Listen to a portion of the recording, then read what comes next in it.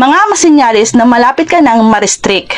Para sa mga baguhan na nagsisimula pa lang dito sa Facebook, bibigyan ko kayo ng mga sinyalis kung malapit ka nang ma-restrict.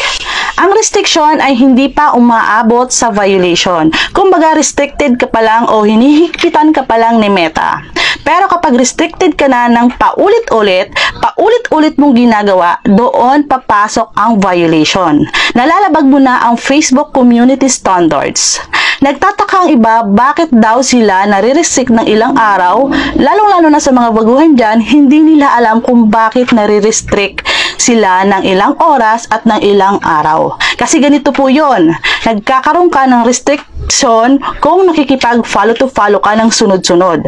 Halimbawa, sa 1 minuto mo, nakaka-15 ka na agad na na-follow. Nagko-comment ka ng paulit-ulit ng count me in sa maikling minuto. Nagre-react ka ng video kahit hindi mo naman pinapanood.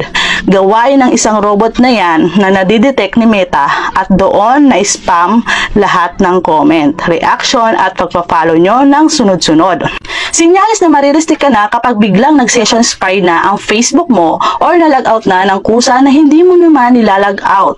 Sunod na sinyalis, loading na ang Facebook mo, blanko na. Ang sunod doon, kapag hindi ka pa tumigil, ito na ang marireceive mo. Restricted na ang Facebook mo.